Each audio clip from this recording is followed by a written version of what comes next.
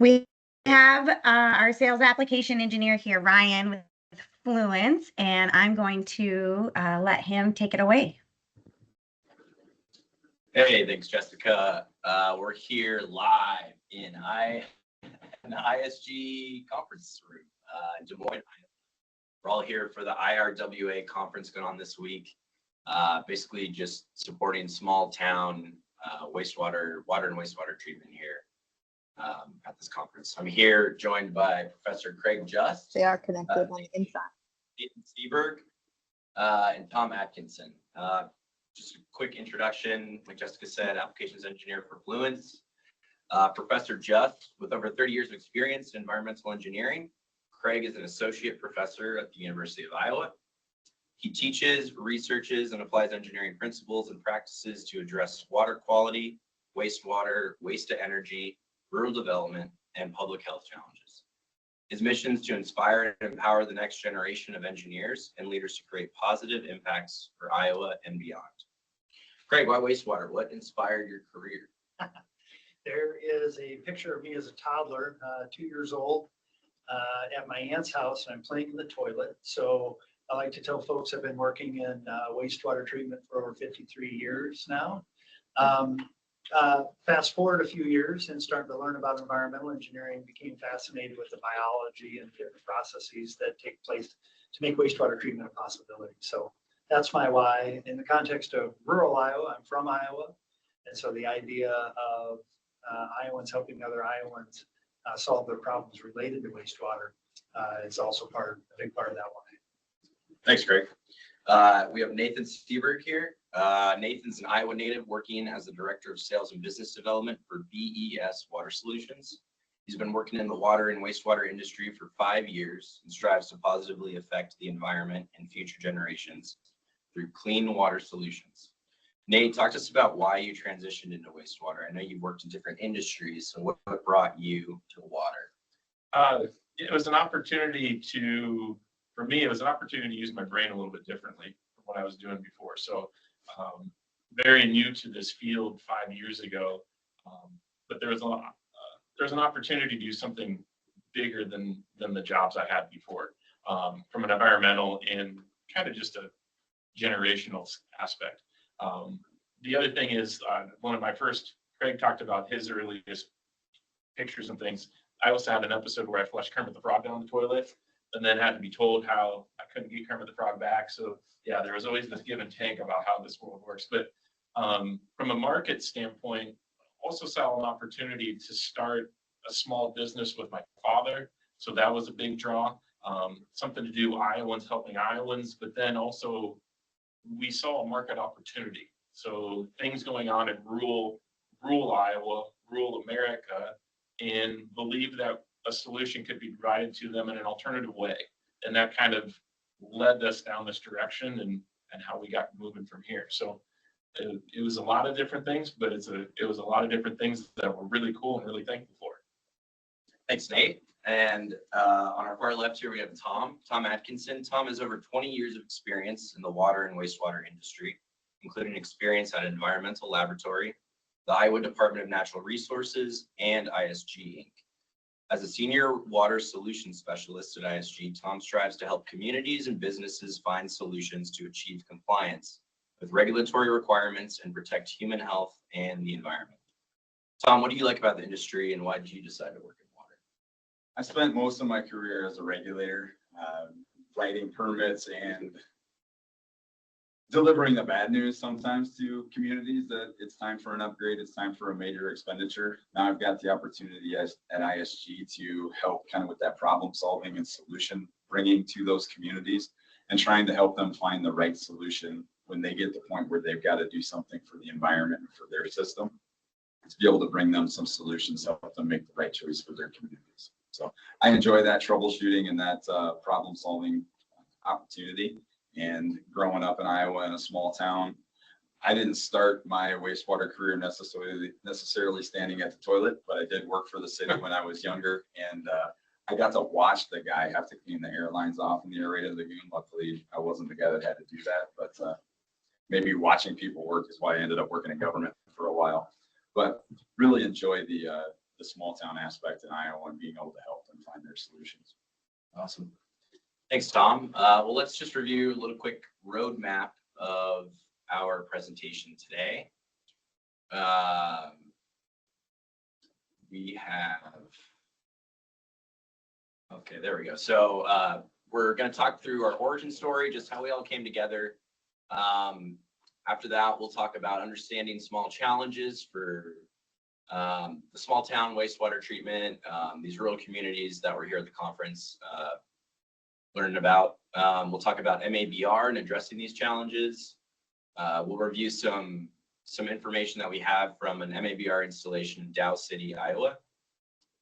After that, we'll talk through implementing and scaling in Iowa, the future of wastewater treatment, and then we'll follow with the Q&A. If at any point in the presentation you have questions, we might answer them further on, but feel free to drop your questions in the chat as we go. All right, so let's talk about our origin stories. Craig, tell us about the challenges you're seeing in Iowa specific to wastewater treatment. What's the problem and what ultimately led you to Fluence? I think part of the problem is most of our solutions now are very capital intensive and infrastructure maybe intensive, and oftentimes those projects don't necessarily align with the realities of rural economics and rural livelihoods.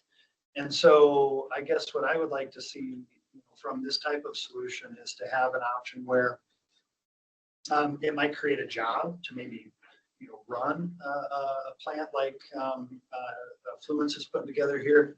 It does require some operation and maintenance, but I view that as a good thing because someone has to then maintain that they get a job, as opposed to sinking a few $1 million in the ground and just holding water there in place and not necessarily contributing to that rural livelihood that I'm about. So often those current solutions are more expensive than the town can deal with, and then that involves the state sending money out into rural areas to build those projects. Again, I'd like to see these projects be more right-sized for rural Iowa, be able to be flexed and changed over time if you grow in population or lose some population. So those are the challenges that I've seen in rural Iowa, and just definitely want to contribute to some alternatives to what we've been doing. Awesome. How about you, Nate? What's your origin story? How'd you get involved with Professor Just and his efforts? Yeah, so 5 years ago, when I made a career change, looked at starting a company with my dad and a couple other guys, that was the introduction to Dr. Flush. But it was really during the heights of COVID. So in meeting in parking lots, everybody's in masks. We're all trying to understand what the future is and what the direction is for that. So that was really where my hands started getting dirty and started understanding the full scope. So you always try and think that these solutions are really easy, but they suddenly get pretty big pretty quick. So I remember Craig just going, I need to get you a 4-year degree top of what I already had in about 6 months, right? How do I get you indoctrined into wastewater, and how do I get you understanding the complexity of all this so that we can take that issue and make it simple for the towns. At the end of the day, everybody wants a solution, but it's really easy to make a complicated solution. So how do we understand the full scope, but then make it something that everybody can use and really get to? So for me, again, I'll go back to, it was a market, we saw a market potential available. And to me, marketing is really one of two things. You have to have somebody available to sell something to, and you have to have something to sell them. So we knew there was something to provide from a towns and community standpoint, but what did we want that magic thing to be? So through different trials, installations, and processes, we were able to get to today, which is pretty exciting. So it's been a 15-year process for Craig. It's been a 5-year process for me. Tom's been around a little bit longer, but we're finally feeling like we're going to get traction for how we can get that solution promoted and move forward. Awesome. Thanks, Nate. Tom, how about you? How about how does ISG fit into all of this? Yes, ISG is one of the engineering firms in the state that is working with many communities to overcome what their challenges are. So they've got a new limit, or they've got a need for an upgrade to a system. And we're one of the engineering firms that are working with those communities to help them figure out what are your options, what are your solutions, what does that look like from a constructability standpoint, from a getting all your permit standpoint, from how are we going to pay for this solution standpoint.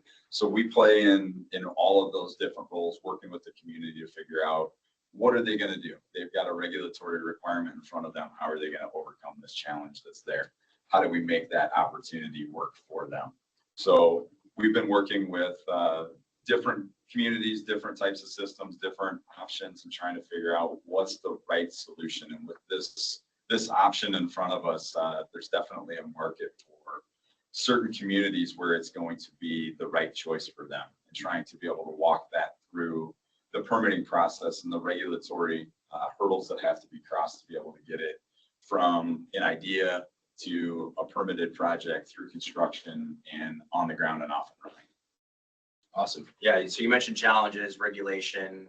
I think you probably know regulation best here. I know you worked for the DNR for 20 years. Yeah. Roughly, yeah. So what are the most common challenges that small towns face related to regulation? So what drives a lot of the upgrades that we're seeing currently is some changes in water quality standards. People have a desire to have clean water in the state, that they want to be able to recreate in it, they want to be able to use it, and they just want to be able to have clean water. And to have that means that when we put discharges into water, that's got to be of a high quality going out there. So that results in permits issued to these facilities that have either new limits that they never had before or more stringent limits. And most often those are going to be for ammonia, nitrogen, and E. coli bacteria, so that we're protecting the aquatic life that's there and we're protecting the people that want to use that water and recreate there. So those are the new challenges that those communities are having to meet, limits that they didn't have to 10, 20, 30 years ago when they constructed their facilities. So now we've got to do some additional treatments and things that they hadn't in the past. So that brings those challenges to the forefront for their community. So those are the new limits they have to meet. And then the biggest challenge is what fits for their community from a standpoint of, I need somebody to run that. I need to be able to afford that piece of equipment. I need it to last until it's paid for. So those are the challenges that they're facing when it gets past that point of, I got new limits in my permit. The challenges are, how do I implement this moving forward? Awesome. Thanks. Nate, I know you have experience operating plants. You're operating one of our spiral plants right now in Dow City. What are the most common challenges that local operators face, and what problems do you regularly face operating your plants? Well, I mean, it can be simple as just contaminants coming into systems, right? So a lot of operations just comes down to day-to-day maintenance and keeping things up to date. So from a company standpoint, I operate everything from home-built, custom-built, moving bed biofilm reactors that we as a company built before starting a partnership with Fluence. And so those systems have their own nuances and needs. The spiral system in Dow City has been a very good system up to this point. There's a learning curve to all those things, but I think more than anything, it comes down to an education, and not necessarily a college education or anything like that, but just knowing the specifics of what each system needs and how a different community with different waste loads requires a different oversight and possibly procedure than another community of the same size. So I think a lot of times, and Tom, you can jump in, but I think a lot of times, a lot of these rural communities, and we're going to talk about Iowa specifically, but a lot of these rural communities have lagoon-based treatment approaches. And that is a whole other planet from what maybe the modern look of wastewater treatment is. So there's also a big leap of what can these communities actually afford from an operator standpoint. In the past, it's been a city employee that's also shoveling snow, mowing the grass, chasing a dog, and reading meters. And so can that person have enough hours of the day to also take care of a system that needs more nuance than what they've had in the past? So I think that's probably one of the biggest challenges is that there's kind of a paradigm shift of how do we work with the operators before and how do operators work with new systems today, because they're changing. And can a community really afford that system, because it's just more complicated. Gotcha. Thanks. Well, so let's move on to MABR, the role of MABR in addressing challenges. Craig, there was an article published last month by the University of Iowa entitled "Helping Small Towns Meet Wastewater Needs Affordably." How do you see Fluence's MABR technology meeting this need compared to traditional approaches? Yeah, so the thing I like about Fluence's technology is that container, Nate calls it the Swiss Army knife in that sense, in that those lagoons are a lot more complicated than people might think, and everything that's got to be treated to meet modern day regulations. And so really it's a one-stop, way to meet oxygen demand, treat ammonia, remove solids, disinfect, and adjust pH as needed. And those are the big five that I talk about often.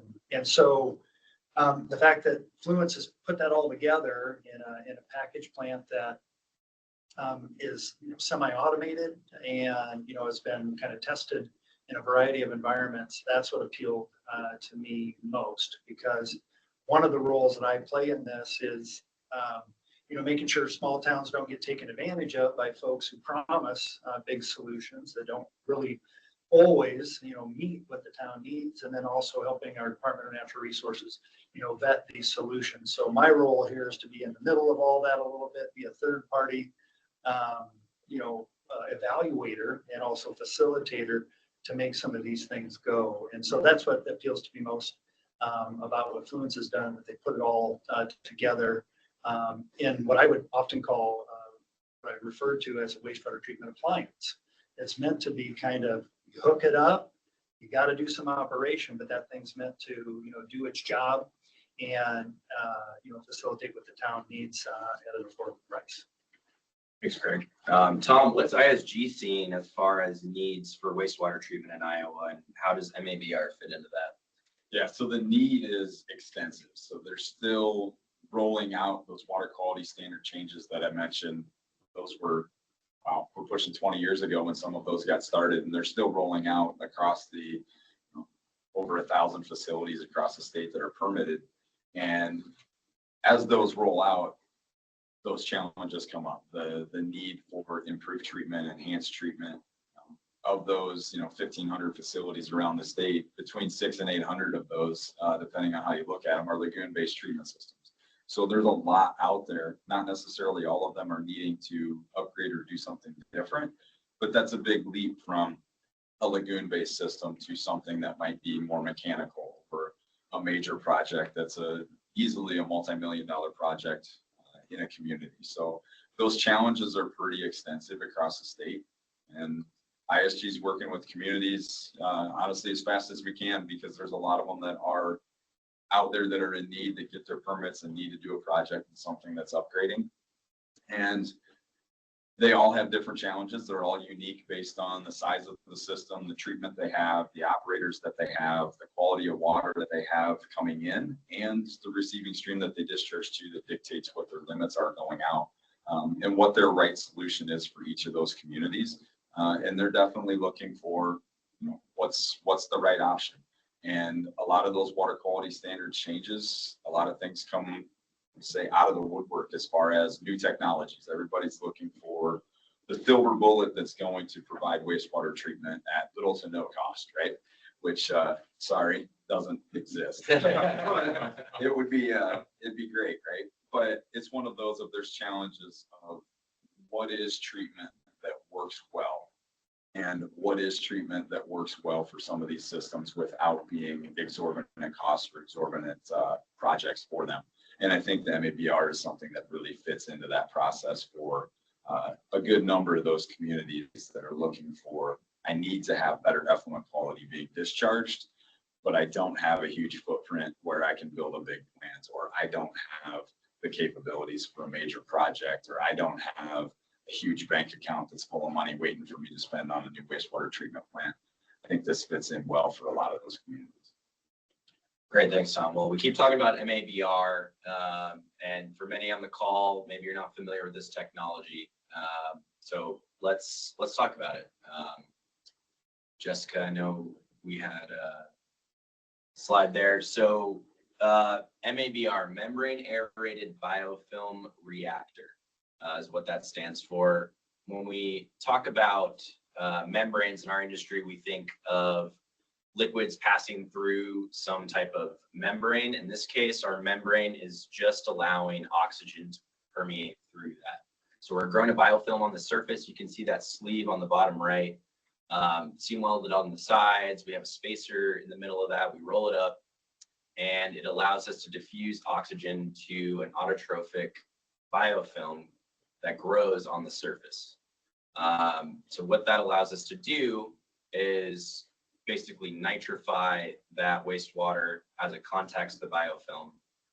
We submerge these in an anoxic tank. So after that nitrification, initially we have that simultaneous nitrification, denitrification. And in that denitrification process, when we're turning nitrates into nitrogen gas, we're also consuming BOD. So we're treating a lot there. Next slide, please. Just a more specific diagram of what's going on here, that autotrophic nitrifying biofilm that's growing on the surface of the membrane. And then in the bulk liquid, think activated sludge process, that's what's happening here. We have the BOD and nitrates being removed. So we're essentially treating BOD, and we also have a pretty nice total nitrogen effluent, low total nitrogen effluent coming out. All right, let's talk about Dow City. This is a photo of Professor Craig and Nathan. I don't know, what are you guys? Don't touch. What are you guys doing there? He wanted to get his hands dirty. Okay. He didn't have the blue He didn't have the gloves. Nice. Well, this is an installation of ours in Dow City, Iowa, the first spiral that we have in the state of Iowa. Pioneered by Craig and Nate.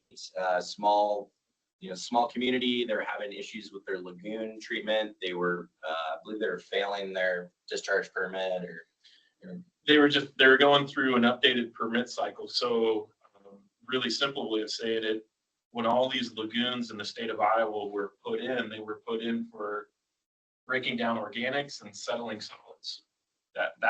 Those were the two things that they were tasked to do. But those were standards that were set in the 60s and 70s and 80s. And now all of a sudden we need them to do nitrification and disinfection. So Dow City was a community working with ISG. ISG was trying to find an alternative option. Is there something out there other than digging a new water body, putting out more water, doing something completely different? So they came to be because they had new permits, they had new standards, they had new obligations to be met, and needing a way to do it. Gotcha. All right, well, let's just really quick, what we're looking at here is a spiral M2 plus. You can see the image on the left there. It's just a drawing of the unit itself. It's in a 40-foot container. Just a quick run through the process. We have a rotating drum screen on the top that's doing your screening, your pre-treatment. Followed by that is your selector chamber on the upper left corner. That's anaerobic.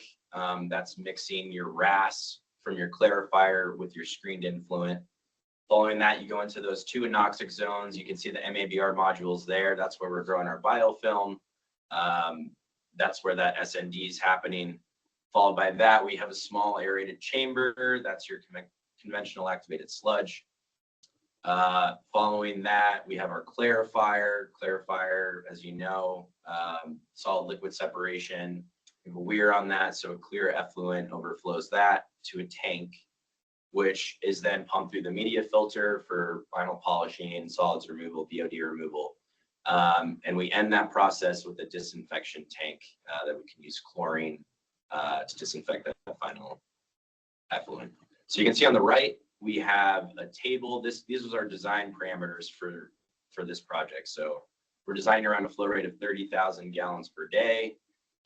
50 degrees Fahrenheit. If you're familiar with wastewater treatment and biology has a hard time at these colder temperatures. So 50 degrees Fahrenheit, it's a bit colder, but we're able to accommodate that with this unit. BOD and TSS 81, 140, that might be typical of a lagoon that you might see, with a loading of 34 milligrams per liter of TKN. And you can see the effluents that we're trying to reach there: 25 BOD, total nitrogen of 10, ammonia of 3. And as Nate will describe, upcoming, we're able to hit all those things. So Nate, go ahead and talk to us more about Dow City. Yeah, so we'll run to the next slide. So we wanted to kind of highlight what are we doing in Iowa. So unique opportunity to put in a pilot system. So this is the first of the kind in the state of Iowa. It's the first of the kind in the Midwest, realistically. So Dow City gets to be a city on a hill, even though it's pretty flat where we're at.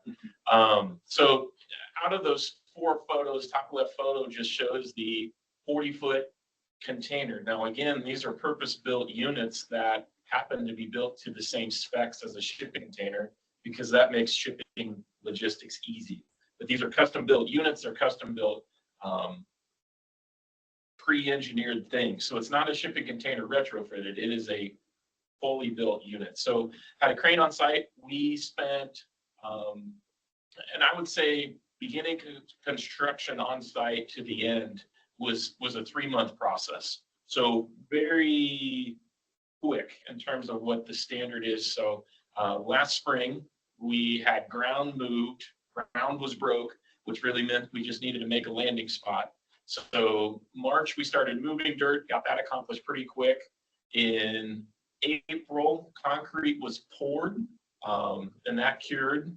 In May, the container was brought in on site and dropped in. We are currently in the middle of, we talked about wastewater temperatures, but we have a snowstorm coming in Iowa. And after that, some pretty cold weather. But earlier this year, we had wind chills that were down to -30. So we know that an exposed water tank needs to be not exposed. So how do we protect these systems? The easiest thing was to build a building around it. So that building was pretty wild. It went up in under 2 days. So concrete was down, building was placed, and inside of 48 hours, we had a fully enclosed and protected wastewater treatment container system. So top right corner, you can see the start of the treatment process. So that is the reactor tank there. So we did, in this instance, we did bring in biology from a surrounding community to help jumpstart that process. But we have a full-fledged wastewater treatment facility completely enclosed in a weather-tight, weatherproof building. One note, it may be tough to see or not tough to see. People will say, well, what about fumes? What about different issues inside that building? There is a fiberglass, I'll call them lid, or basically pieces that go over the top of that reactor to make sure that when these are sitting outside, that leaves and dirt and other things don't get into it. So we did a really simple process. We put a radon fan. Some people are familiar with those with basements, but it's a fan that runs 24 hours a day, 7 days a week, that when that fiberglass top is on there and completely sealed, it pulls the air out. So that was a really easy way to help with fumes and humidity and different things inside of a building. So that's sitting on the lagoon bank, going through a process and working through. So there's a question that brought up, what's the capacity of this plant?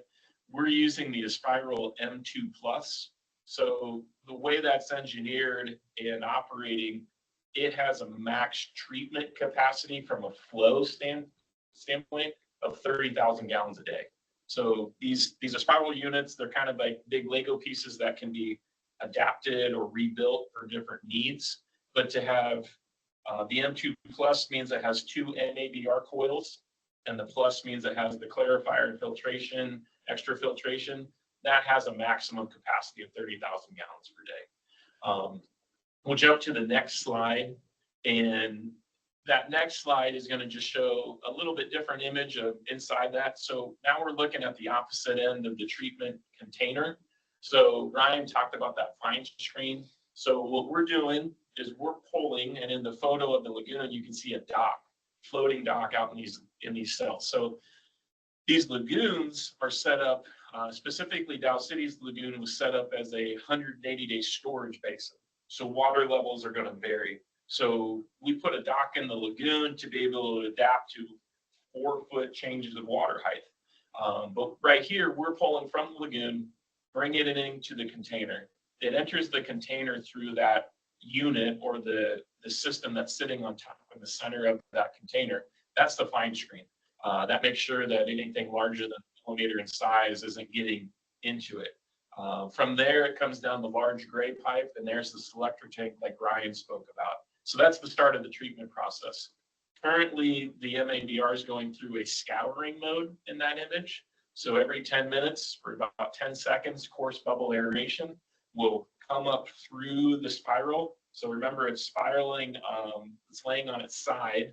So that coarse bubble aeration is able to go through all those coils, scour that membrane to make sure that we have a strong, healthy biofilm growing on it. So this is all automated. So that's one of the things about understanding how these systems operate, what's good, what's bad. And that's where that kind of education comes into play with what is a small town operator used to in the past, specifically in Iowa, to what they need to understand in the future. These lagoons are really big systems. They hold water really well. And from the standpoint of natural biology, they work pretty good. But they also can grow biology on their own. You notice the green water. So they'll grow planktonic algae in them, and that creates a whole other environment and a whole other situation that we have to work through. So majority of what Fluence does globally is direct treatment. So raw treatment coming in, raw treatment being treatment going through, and then exiting.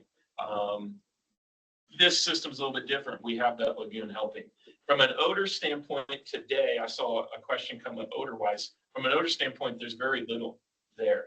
Some of that could be because of the lagoon process, but that's also why that little fan was incorporated into this. So that fan will move approximately 120 CFM.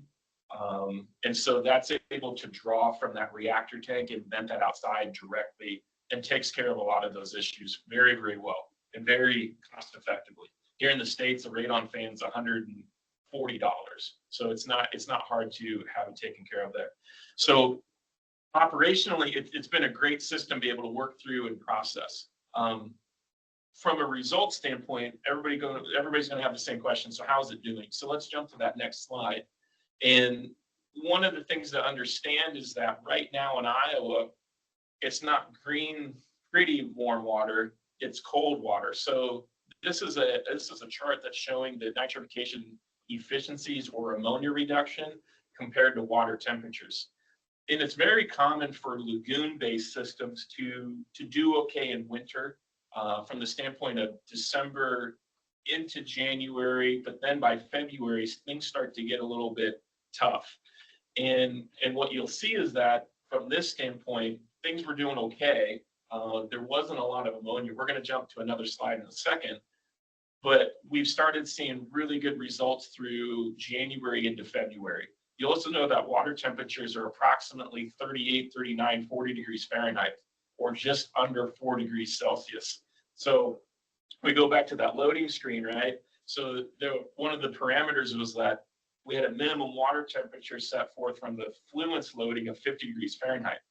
Well, we're showing good results at 4 degrees Celsius or 40 degrees Fahrenheit. And that's something else that's really important to be able to take through this pilot is how does this system adapt and evolve to changing conditions, not only lagoon treatment versus raw, but also how water temperatures affect this. So I've been very happy. The community's been very happy. I believe Dr. Just has been very happy with the efficiencies and the reductions that we're seeing at these water temperatures.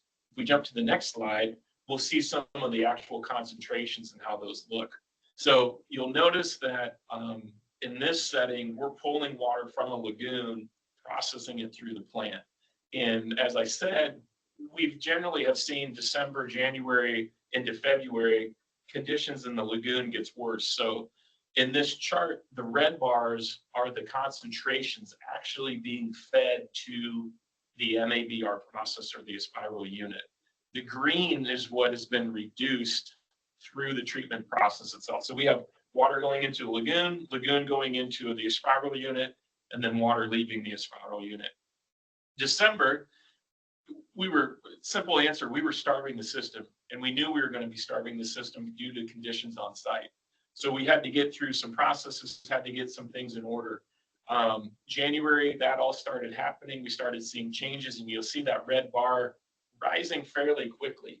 So the other piece to know is that our water temperature was about 40 degrees Fahrenheit. Well, that's when the water temperature in that lagoon hits 36, 38, 40 degrees Fahrenheit under 6, 9, 12 inches of ice. So these lagoons are completely frozen over at this standpoint. It's small on the screen, maybe hard to read, but there's some limits or parameters that this system should be meeting in January of discharging. So from an average concentration in January, we should be hitting approximately a 5.7 milligrams per liter. In February is 6.6. Well, if we take February by itself, the lagoon is supposed to be below a 6.6, and we're above that from the water going into the system.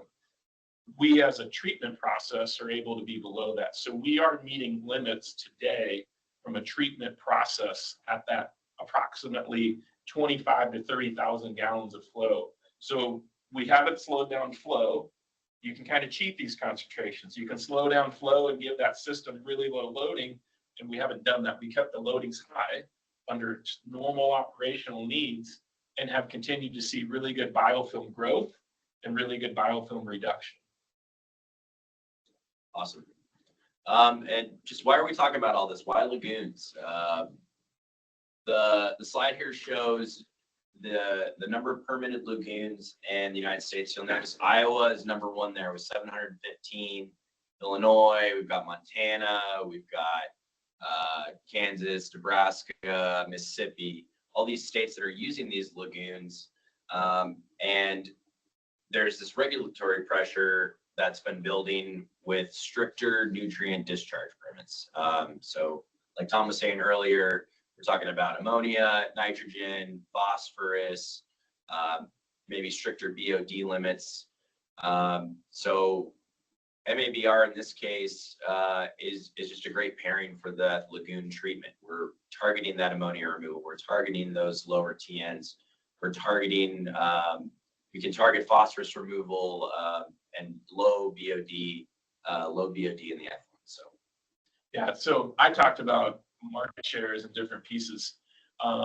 So one of the things in this question I wanted to address quickly. So one of the things we knew is that there were a lot of lagoons in the state of Iowa, and all these different processes, and these lagoons were going to have a difficulty of how do we meet the new loads and needs. So Tim, that's a great question on why are we treating the lagoon? Ultimately, what we need to do is get some data for the Iowa DNR showing that this system would work in different climates and different conditions. I think probably, and Tom jump in, I think 90% of installations that may have this technology applied probably moves to a raw treatment standpoint. So we want to get raw waste into the container because it would operate best there. Yeah, so part of what we're going through is piloting the system. So the design of a system, the requirements for different treatment units, different treatment technologies, something new has to be piloted to be able to get through the construction permitting and the authorization process. So part of the reason there is pulling it from the lagoon, demonstrating the capabilities of the equipment, being able to put that back into the lagoon so it's not a direct discharge, gives us that opportunity and that flexibility to operate the system, get it started up, get that data gathered, and prove that it works. Nate's right that there is, especially from that temperature perspective, if you can pull that raw water in, you're keeping that temperature from that raw water coming in. You've got that full strength waste that you can utilize, hit that treatment most effectively right from the beginning as well. So different size solutions for different communities, different needs. So some of them definitely drive, let's take it straight from the pipe and put it into the system. Others might be necessary to pull it from the lagoon or from other places too. Yeah, so part of the other piece that comes in from a flow standpoint is some of these communities could have I&I or infiltration issues. And so what we're looking at, Dow City is a good example. Dow City has an average community flow of 22,000 gallons a day. This container can treat all 100% of that flow very easily. So one of the ways we look at these communities is we want to try and leave their land structures in place as much as possible. They've spent money, and these lagoons are really good at holding water. So one aspect is that we can take that waste, that raw influent from town, directly treat it. And if it's below that 30,000 gallon mark for a single unit, we're going to treat all of that directly.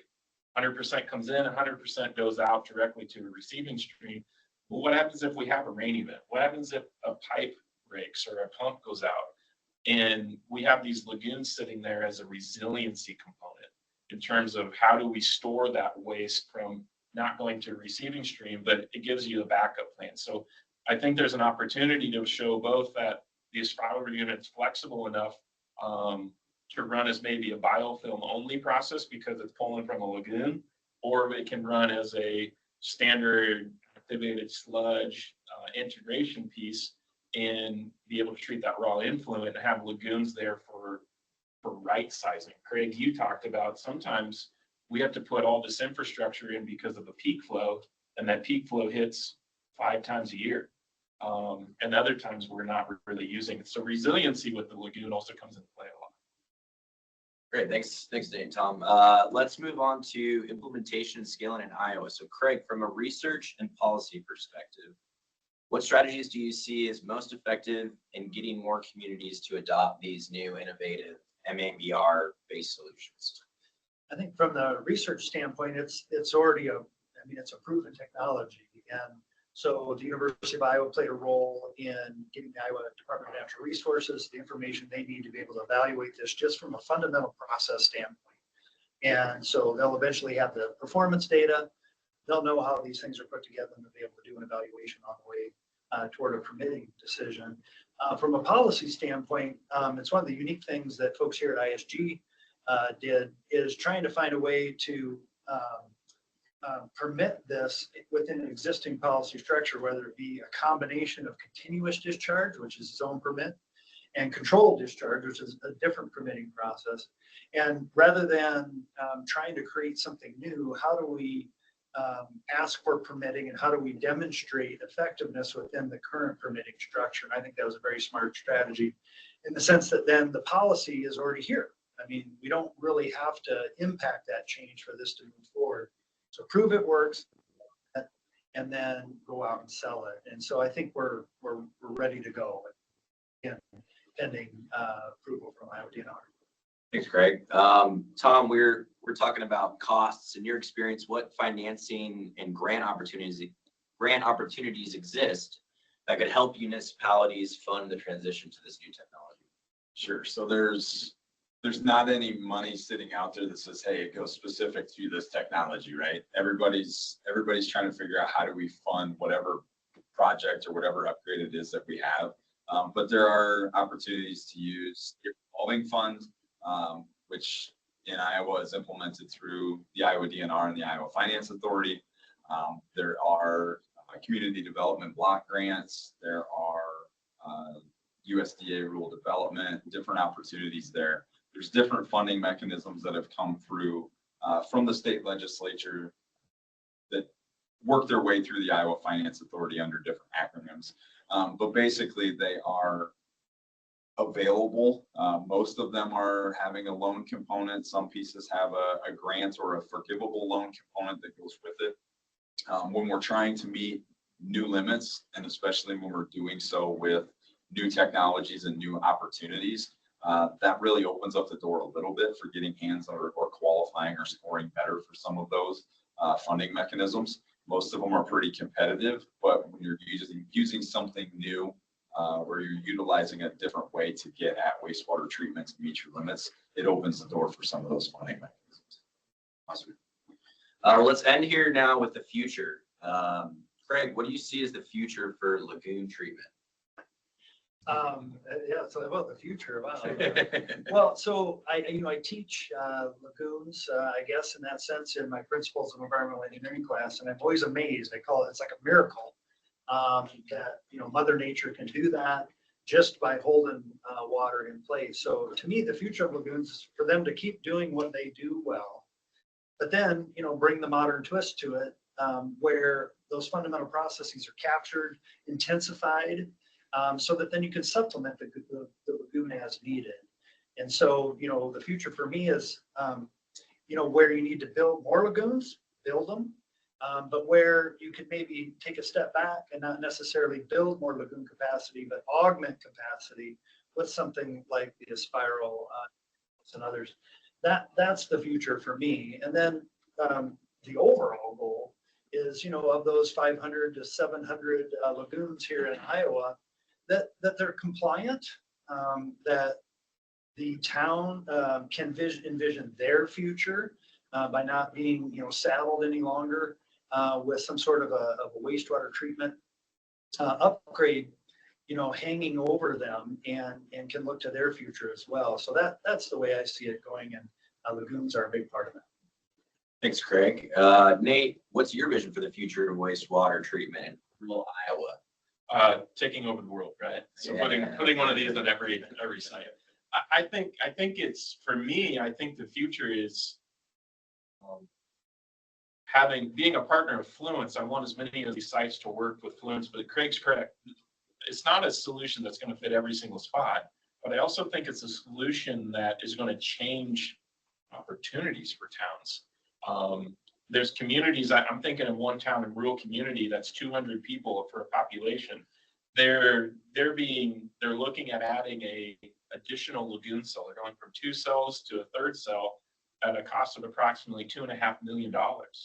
And they may have to put a 40-year loan on their community, and that has a 20-year lifespan on it. And those numbers just don't add up to me well, right? So if we can go in with a more cost-effective solution like this that uses the infrastructure that's already in place, and they probably need to update some things, they need to do some things. And as Tom said, none of this is free.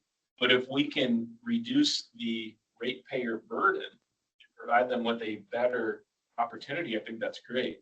I did see there was a question that came up about like baffling the lagoons or something. So yeah, Katie, you asked, is there baffling? At this point in time, we're sending raw waste directly into a large cell. So Dow City, each cell is approximately 5 million gallons worth of capacity. So these are big bodies of water. And so we're sending that raw waste directly in, and we're not doing any baffling. We're not doing anything to the lagoon to move the water around special, anything like that. We're sending it in, we're pulling directly from it. A lot of rags, a lot of the contaminants that may be an issue in different settings will naturally be absorbed by that lagoon. So there is some benefit to what those do, but they can create some other issues. Katie, we can stick around a little bit, or we can, Jess, I don't know if you can put up on the screen maybe one of the images from the rundown, but I think more than anything, I just think having opportunities for these communities to have options is a really important. That's probably what motivates me the most, is that it's another way that they can be a permitted option and provide just a lower cost solution for that future generation. Sure. Ending with the future, Tom, if you could give one piece of advice to small town officials considering new wastewater solutions, what would it be? That's a tall order, right? Planning, right? It's going to be a big component of just be planning for what do you have for infrastructure and what do you foresee for needs. Be in those communications from a council and mayor perspective. Understand what your water and wastewater operators are doing and what their challenges are and what they foresee for their needs, because as some challenges come up, be looking for what are the right size solutions for your community. If somebody walks in and says, here's what you need to put in your community, turn it around and give me a call. But it's one of those things that there are a lot of options out there for what wastewater treatment looks like, and understanding and being involved in the wastewater system to know what are the options and why do some things fit and why do some things not make sense for your community specifically. And that's going to help you be able to choose long-term, what's the best fit for your community to be able to protect the environment, provide that good wastewater treatment, and make sure that you're getting your operators taken care of too. Take care of our operators. Absolutely. Yeah. Well, hey, we have 8 minutes left. Let's do some questions. So Katie, I saw, did ask about maybe going through the treatment round a little bit more to just a little bit deeper dive into the MABR. So Jess, can we back up to slide number 3? Maybe we start there. Because the MABR is kind of a cool little piece. So let's go back one more. Yeah. So one of the things with the membrane to understand, it's not a liquid solid separation tool. It's a air solid, or it's an air liquid transfer piece. So that membrane is just going to allow, we're going to place atmospheric air at low pressure. We're going to pump that in between the 2 layers of that membrane. So in the bottom middle picture, you'll see 2 white membranes and then kind of an air spacer in between it. So 24 hours a day, 7 days a week, low pressure air is being pumped in between those 2 membranes. And then it's diffusing through that membrane directly to bacteria growing on its surface. So in terms of the states, it's about a 3-foot tall coil, and it's about 800 feet long, right? So it's a big long piece laid out on the ground, and then we roll that up and it becomes a coil. And so we want to supply oxygen directly to the bacteria, because that bacteria is the most finicky piece of this whole evaluation. So that also allows us to reduce the energy cost for nitrification. We're not supplying oxygen to this whole bulk liquid, these whole areas. We're giving it directly to the bacteria. So we're nitrifying, we're converting ammonia to nitrate off of that membrane. And then if we want to slide forward a couple of slides to slide 5, Jess, where it shows Dow City, what ends up happening is we're bringing raw waste into these systems, and we have 2 coils submerged in that liquid. So the bulk liquid, the bulk reactor is full of ammonia, it's full of BOD, full of different things, but we're converting ammonia directly on the surface of the membrane. That nitrate is then able to go into the bulk solution, and it's a low oxygen standpoint. It doesn't have much dissolved oxygen from a design standard. So the the BOD reduction needs to take place is looking for oxygen. Well, it doesn't have much oxygen to use, so then it can go after the nitrate, and we have that total nitrogen. So Katie, it's always those big questions, and how do you really simplify it? But what we're trying to do is we're trying to nitrify directly off of the surface of the membranes that are now submerged in kind of a bulk reaction setting. Right. And that's and going off one thing that Nathan was saying was the energy consumption. We're significantly lower than your typical activated sludge treatment process. Think of your big 50, 100 horsepower aerators. Think of your massive blower systems that you're servicing to provide that oxygen for BOD removal. In this case, we have 1/3 of a horsepower process blower in these spiral units. It's so tiny and small. We're using far less energy to achieve the same results that a lot of these larger activated sludge treatments are getting. Next question, what do we have? Got a question there about, could these be put in a lagoon? I would, not going to speak for you, but in general, I think the answer would be it could be, but part of the process is you've got to get the contaminants in that water into contact with the biology that's on these. So you bring it into a smaller footprint to be able to do it in a small space and get them in close contact to get that treatment. Whereas if you were going to put them in a lagoon, you'd have to have so many of them in there and spread out so far that you'd probably find yourself being less efficient and less appropriate doing it in that method. Yeah, and Nathan mentioned this earlier, that part of the design there is we have coarse bubble diffusers underneath the MABR modules that kick on intermittently. We're still maintaining anoxic conditions in there, but when those kick on, it essentially mixes the system and introduces fresh wastewater to that biofilm. what's the membrane made of? Magic? I don't know. It's proprietary, probably. Plastic. Yeah. In terms of sludge, is another question of how much sludge gets generated. It's kind of calculated out based on the kinetics coming in. So high BOD or different things come in. Dow City, speaking just from a Dow City standpoint, because we're pulling from the lagoon that's going through some organic reduction in general, not much sludge. Just very candidly, there's not a lot of sludge being generated today.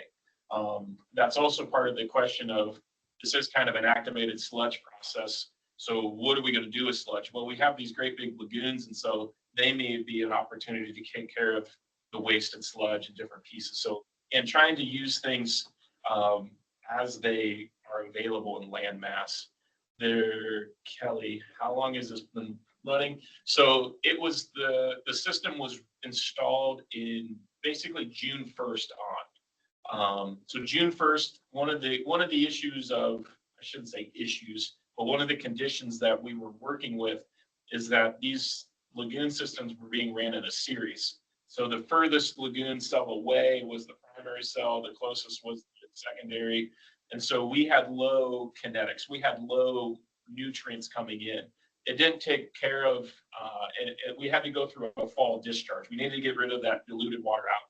So we've been running since June. It's really since December into January that we've had really good nutrient loading coming in.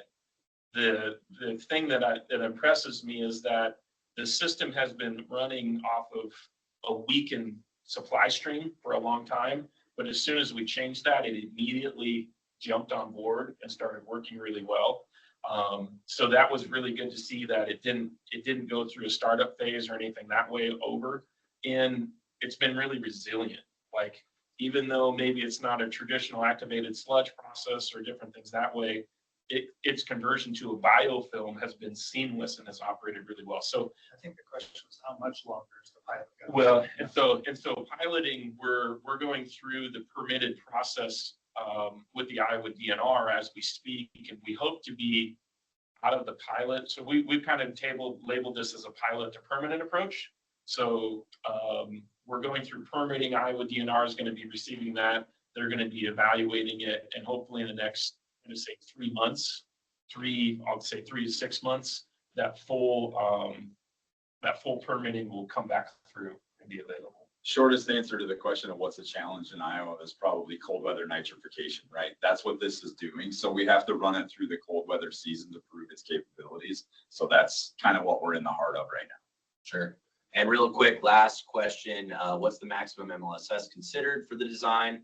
So our spiral process in Dow City, when we're using clarification, we typically operate that around 4,000 milligrams per liter. I don't know, Nate, if you could speak to what it's at right now. It's probably lower than that. Way lower. Yeah, because we're just not seeing the solids. All those solids are dropping out in that process. But we do design those around 4,000. We can go up to 10,000 when paired with the UF in more of an MBR style approach. But I think it's good to know. It's a great question to just kind of talk about. Fluence designed the system to operate at that parameter, but it can be ran differently, right? It's flexible enough to be able to run those different kinetics or different pieces that are needed. Sure. Okay, maybe one more. Wayne, what's maximum negative temperature for operation? Well, Nate just showed us data that we're nitrifying down to 2.5 C. So literature says 8 C, I think, for nitrification. Anything below that is typically really challenging. But as we showed earlier, we're seeing nitrification down to 37 degrees Fahrenheit. So we'll typically design the systems around 8 C, which is 46 Fahrenheit, as our lowest design temperature, and we're really conservative with that approach.